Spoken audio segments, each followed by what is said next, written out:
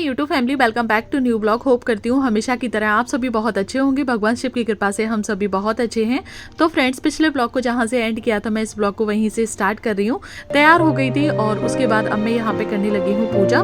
तो सब प्रथम गणपति बप्पा जी को याद कर लिया है और सबसे पहले उन्हीं का पूजन किया है और उसके बाद अब मैं यहाँ पे पूजन करने लगी हूँ भोले बाबा का। तो सबसे पहले तो गंगा जल से अभिषेक करवाएंगे और उसके बाद जो पंचामृत होता है या तो उसे एक साथ में ही बना लिया जाता है और या फिर अलग अलग से रख लिया जाता है। तो मैंने तो यहाँ पे अलग अलग रखा है। तो पहले गंगा जल से नहलाया है, उसके बाद चिन्नामृत से नहलाया है, उसके बाद दूध, शहद, इत्र, घी, शक्कर सारी चीज़ों से नहला दिया है। सारी चीज़ों को दिखाने के लिए बैठो तो काफ़ी वीडियो बड़ा हो जाएगा और वैसे भी आज का वीडियो इतना ज़्यादा बड़ा हो गया है, मुझे लग रहा है कि तीज वाले ब्लॉग खत्म होने के नाम ही नहीं ले रहे, इसलिए सारी ही चीज़ें आज मैंने इसी ब्लॉग में दिखा दी है। उसके बाद चंदन भी लगा दिया है और गौरा मैया को सिंदूर दान किया है और उसके बाद बिंदी लगा देती हूँ। उसके बाद यहाँ पे जो खीरा चढ़ाया जाता है, जैसा कि मैंने आपको बताया कि मुझे जितना पता है मैं उतना ही कर रही हूँ। खीरा चढ़ा दिया है और भी जो फल हैं वो चढ़ा दिए हैं।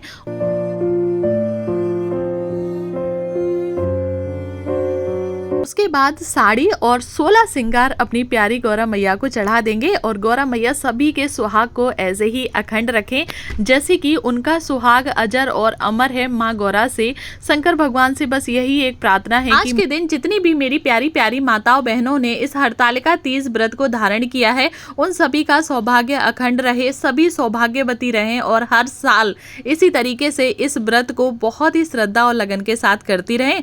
बस माँ गौरा से मेरी यही प्रार्थना है, माँ मेरी इस प्रार्थना को स्वीकार करें। का कोई पार नहीं है। अब हम आपको किस प्रकार से प्राप्त करें और कौन कौन से दान पुण्य फल से आप हमें वर के रूप में मिलोगे। तब महादेव जी बोले कि हे देवी सुनो, मैं उस व्रत को कहता हूँ जो परम गुप्त है अथवा मेरा सर्वस्व है। तारा गुणों में चंद्रमा, ग्रहों में सूर्य, वर्गों में ब्राह्मण और देवताओं में गंगा, पुराणों में महाभारत, वेदों में साम और इंद्रियों में मन श्रेष्ठ है। वैसे पुराण वेदों में भी इसका वर्णन है जिसके प्रभाव से तुमको मेरा आसन प्राप्त हुआ है। हे प्रिय, वही मैं तुमको वर्णन करता हूँ। आप सुनो, भादव मास के शुक्ल पक्ष की हस्तन नक्षत्र तृतीया तीज के दिन इस व्रत अनुष्ठान करने से सब पापों का नाश होता है। हे देवी सुनो, हिमालय पर्वत पर इस व्रत को तुमने किया था जो मैं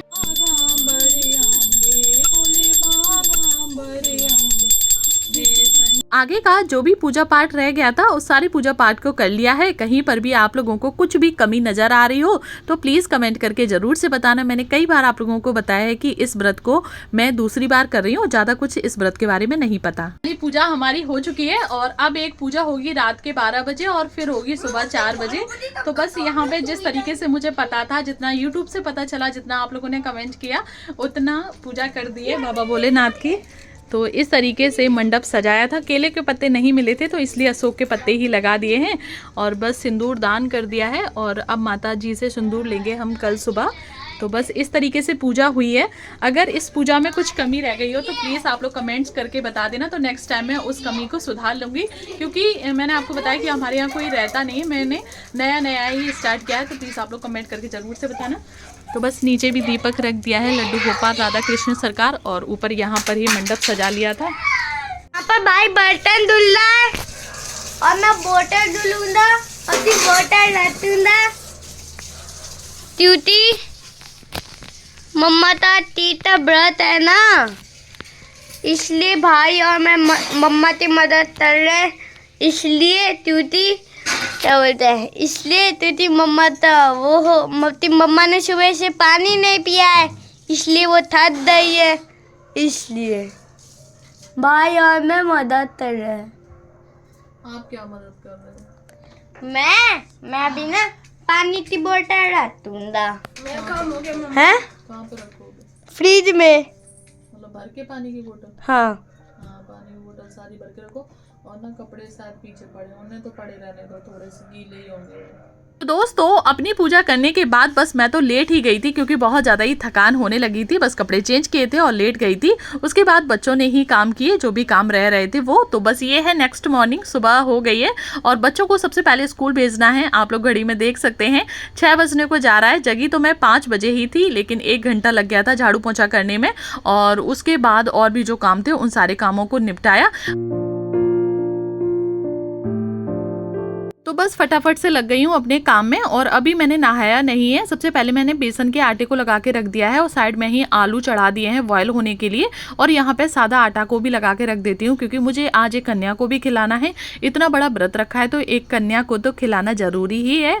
तो बस आटा लगा दिया है। आलू मेरे बॉयल हो चुके थे और उसके बाद रख दिए हैं चावल खीर के लिए, तो उसमें दूध मैं बाद में डालूंगी। तो सबसे पहले नहा लेते हैं और नहाने के बाद फटाफट से मैं आ चुकी हूँ और यहाँ पे काम पर लग चुकी हूँ। देखिए बच्चे भी जग गए हैं। बच्चों की नींद अभी भी नहीं खुली है। अनी बार बार जग रहा है, बार बार पीछे आप देख सकते हैं बेड पे लेट रहा है। तो चलिए जल्दी जल्दी से सारे काम खत्म कर लेते हैं क्योंकि बच्चों को स्कूल भेजने के बाद फिर गंगा जी भी जाना है। तो यहाँ पे मठाके आलू छौंक दिए हैं क्योंकि इसमें लहसुन प्याज का यूज़ नहीं होता है। तो बस मठाके आलू बन रहे हैं। साइड में ही सूजी भी रख दी है, सूजी का हलवा बनाना है क्योंकि हमारी गौरा मैया को हलवा पूड़ी बहुत पसंद है। तो बस आज हलवा पूड़ी ही बनेगी, साथ में खीर बनेगी। तो मठाके आलू बन गए, खीर भी बनती जा रही है और इधर साइड में जो सूजी है उसे भी बहुत कम आंच पे रख दिया जिससे कि ये हल्की हल्की सी फ्राई हो जाएगी। उसके बाद सूजी में चीनी भी डाल दिया, पानी डाल दिया है और अब ये धीरे धीरे से बनने लगेगी। मठाके आलू बन गए तो इसमें फटाफट से डाल देते हैं हरा धनिया। हमारे यहाँ जब हरा धनिया नहीं होता तो हम मठाके आलू नहीं बनाते हैं। कहते हैं मठाके आलू की जान है हरा धनिया। जब हरा धनिया हो उसी के बाद हम मठाके आलू बनाते हैं। और यहाँ पे जो हलवा है वो भी धीरे धीरे से बनता जा रहा है। आप देख सकते हैं थोड़ी देर में हमारा बहुत ही मज़ेदार सूजी का हलवा बनके तैयार हो गया है। थोड़े से ड्राई फ्रूट इसमें ऐड किए हैं, खीर में भी ड्राई फ्रूट ऐड कर देते हैं। उसके बाद चीनी डालेंगे और यहाँ पे जो हमारी खीर है वो भी बनके तैयार हो जाएगी। सूजी का हलवा हमारा बन गया था तो बस एक थाली में थोड़ा सा घी लगाया है नीचे और उसमें जो सूजी का हलवा है उसे पलट देंगे, फैला के से रख देंगे जिससे कि ये ठंडा हो जाएगा। इसी में से मैं पूजा के लिए निकाल लूँगी और बकाया जो हलवा है तो वही बच्चों के टिफ़िन में दे देंगे आज, क्योंकि आज सैटरडे है तो बच्चों की स्कूल से छुट्टी जल्दी हो जाएगी। इधर खीर भी बन गई है तो इसे पलट देते हैं बर्तन में। और साइड में आप देख सकते हैं सारे काम हो चुके हैं। हलवा बन गया है, खीर बन गई, मठाके आलू बन गई है और उसके बाद अब मैं यहाँ पे सेकने लगी हूँ बेसन का गहना। आप लोगों के यहाँ पे बनता है या फिर नहीं प्लीज़ कमेंट करके ज़रूर से बताना। तो जो भी चूड़ियाँ बनती हैं, बिछिया बनते हैं, हार बनता है, मंगलसूत्र बनता है तो वही बना लिया है। और उसके बाद अब मैं यहाँ पे सेकने लगी हूँ अठवरियाँ। हमारे यहाँ तो इन्हें अठवरियाँ ही बोलते हैं। तो बस मैं छोटी छोटी सी जो पूड़ियाँ बनती हैं तो 8 पूड़ियाँ मैं माँ गौरा के लिए निकालूंगी और उनका सूजी का हलवा और इन पूड़ियों से उनका भोग लगा देंगे। अभी तक मुझे बिल्कुल भी प्यास नहीं लगी थी, लेकिन जैसे ही पूड़ियों को तलना स्टार्ट किया है और ऐसा लग रहा है कि धीरे धीरे से प्यास लगना स्टार्ट हो गई है। हर हर महादेव।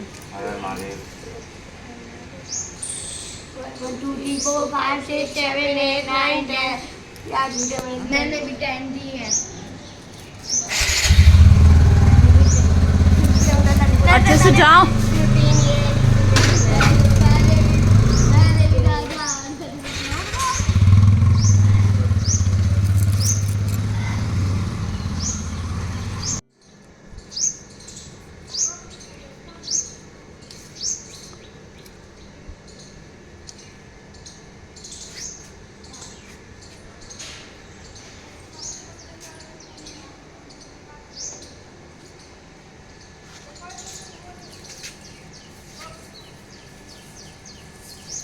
बच्चे स्कूल के लिए चले गए हैं तो बस यहाँ पे गार्डन से थोड़े से फूल तोड़ लिए हैं क्योंकि अब करनी है घर की पूजा।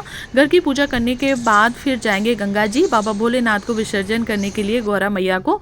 तो बस अब मुझे प्यास लगी आई है। जैसा कि मैंने आपको बताया जब से पूड़ियाँ तली है ना तब से हल्की हल्की सी प्यास का एहसास होने लगा है। तो सबसे पहले तो यहाँ विधि विधान से भोले बाबा का अभिषेक कर देंगे, जैसे कि दूध शहद जो शाम के समय किया था सेम उसी तरीके से माँ गौरा को लाल रंग का पुष्प अर्पण किया है, गणपति बप्पा जी का पूजन किया है और उसके बाद दीप यहाँ पे प्रज्वलित कर लेते हैं और उसके बाद आरती करेंगे। तो जिस तरीके से शाम के समय आरती की थी सेम उसी तरीके से यहाँ पे आरती कर लेंगे। जो भी पूजा विधि थी वो 4 बार की जाती है, तो एक बार जैसे मैंने आपको दिखाया था सेम उसी तरीके से 4 बार कर ली है। लेकिन अब यहाँ पे बना लिया है भोग की पूरी थाली और ये है बेसन का पूरा श्रृंगार जो कि चढ़ाया जाता है गौरा मैया को। तो यहाँ पे बेसन का श्रृंगार चढ़ा दिया है और खाने में तो आपको पता ही है खीर बनी है, सूजी का हलवा बना है, मठाके आलू बनी है और पूड़ी बनी है। तो बस भोग लगा देंगे, माँ गौरा मैया को भोग लगाएंगे पूड़ी और हलवे का और भोले बाबा को खीर का हलवा लगा देंगे। यानी कि मंदिर में जितने भी देवी देवता हैं सबको खीर का हलवा हम लगा देंगे। सभी को हलवा पूड़ी का भोग लगा दिया है, खीर का भोग लगा दिया है। सभी से खूब सारी प्रार्थना की है, अपने लिए भी और आप सभी लोगों के लिए भी, कि माँ गौरा सभी के सौभाग्य को अखंड रखें। बार बार जितनी भी बार मन से शब्द निकल रहा है, बस यही निकल रहा है कि माँ गौरा मैया जितने भी लोग इस हरतालिका तीज के व्रत को करते हैं, आप उन सभी की सारी मनोकामनाएं पूरी करें, उनके सौभाग्य को अखंड रखें। इसी तरीके से हंसते मुस्कुराते वो हर साल आपके इस व्रत को करते रहें। सबसे जो जरूरी वो है, तो मैं यहाँ पे सुहाग ले रही हूँ। इसी तरीके से बताया गया था यूट्यूब पर, और जिन लोगों से मैंने सुना है कि जितनी बार आप सिंदूर दान करते हैं गौरा मैया को, उतनी बार ही आपको पल्लू से सिंदूर लेना पड़ता है। तो बस ऐसे ही मैंने यहाँ पे ले लिया है। और भी अगर कोई चीज़ छूट रही हो तो प्लीज़ कमेंट करके ज़रूर से बता देना। तो देखिए यहाँ पे सारी जो मेरी पूजा है वो हो चुकी है। उसके बाद अब मुझे करना है जो श्रृंगार गौरा मैया को चढ़ाया था, उस श्रृंगार को दान करना है और साथ में कन्या को भोग मतलब खाना खिलाना है। तो यहाँ पे थाली में कन्या के लिए खाना ले लिया है, और हमारे बगल में ही यानी कि मेरे जस्ट बगल में ही पंडित लोग रहते हैं, तो उनकी ही कन्या को खाना खिला देंगे और ये दान कर देंगे। उसके बाद सारे काम मेरे खत्म हो गए हैं, और उसके बाद अब मैं और हस्बैंड जाने लगे हैं गंगा जी। तो गंगा जी में गौरा मैया को और बाबा भोलेनाथ को विसर्जन करेंगे, और उसके बाद आकर अपने व्रत का पारण करेंगे। तो चलिए चलते हैं फटाफट से, हस्बैंड बच्चों को छोड़कर आ चुके हैं। और फ्रेंड्स, हमको तो पहुंचने में थोड़ा सा लेट ही हो गया था, लेकिन आप लोग देख सकते हैं अभी भी इतनी ज़्यादा भीड़ है कि मैं आप लोगों को क्या ही बताऊं। सुबह 3 बजे से ही यहाँ पे इतनी ज़्यादा भीड़ लगी हुई है कि इतनी ज़्यादा गाड़ी थी। सभी लोग बता रहे थे कि वहीं से जाम लगा हुआ था। हम आए हैं तब तक तो बहुत गाड़ियाँ कम हो गई हैं, लेकिन फिर भी आप देख सकते हैं अच्छी खासी यहाँ पर भीड़ है, और काफ़ी लोग यहाँ पर आए हैं। इस व्रत को बहुत सारे लोग रखते हैं।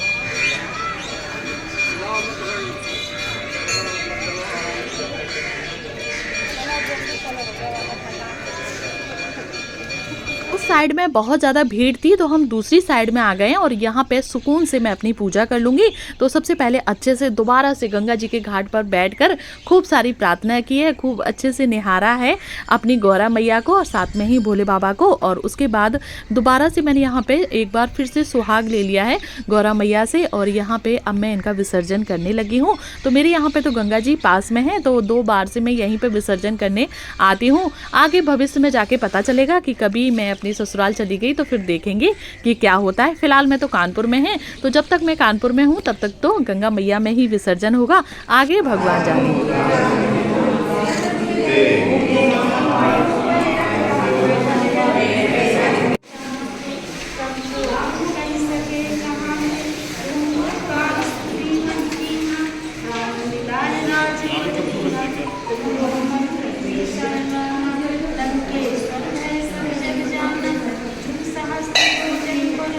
मंदिर में भी आ गए हैं, और यहाँ पे सभी देवी देवताओं का खूब सारा आशीर्वाद ले लिया है, बेलपत्र भी ले लिया है बाबा भोलेनाथ से, और यहाँ पे हमारी जो पूजा है वो हो चुकी है। सो फ्रेंड्स, पूजा पाठ सब हो गया है, और बस उसके आने के बाद यहाँ पे बना लिया है शरबत, गौरा मैया को भी पिला दिया है, और बस अब मैं जा रही हूँ पीने, यानी कि अपने व्रत का पारण करने।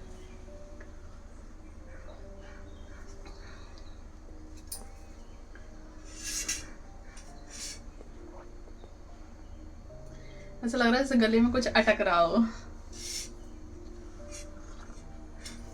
सो फ्रेंड्स, पानी तो पी लिया है, और उसके बाद थोड़ा बहुत खाना भी खा लिया है, और अब लग जाते हैं काम पे। हस्बैंड भी खाना खाने के बाद चले गए, तो बस रिया आ चुकी है, बर्तन इधर धुलने लगे हैं। यहाँ पे बॉयल हो रहा है दूध, और मुझे अभी ना थोड़ी सी पूड़ियाँ और तलनी है।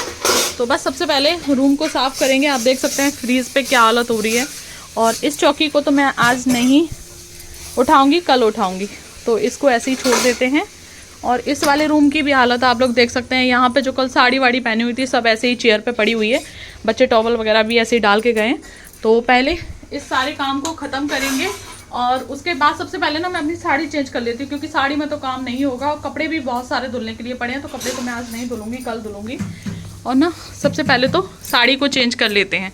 तो कल तो मैंने दूसरी साड़ी पहनी थी, और अभी आज सुबह ये वाली साड़ी वियर की थी, लेकिन ना हल्की बहुत थी। मम्मी जी ने भेजी थी, मैंने आप लोगों को दिखा नहीं पाई थी इस साड़ी को ना। रक्षाबंधन पे जब भाई आया था ना, तभी मम्मी जी ने भेजा था। बहुत ही प्यारी लग रही है, एकदम सुंदर सी, हल्की सी। इसका कपड़ा ना एकदम हल्का है। तो बस चलिए पहले चेंज कर लेते हैं साड़ी को और उसके बाद घर के काम में जुट जाते हैं, क्योंकि ना पूरा घर ही एकदम अस्त व्यस्त पड़ा हुआ है। ये देखो, यहाँ देखो, इधर भी कपड़े पड़े हुए हैं।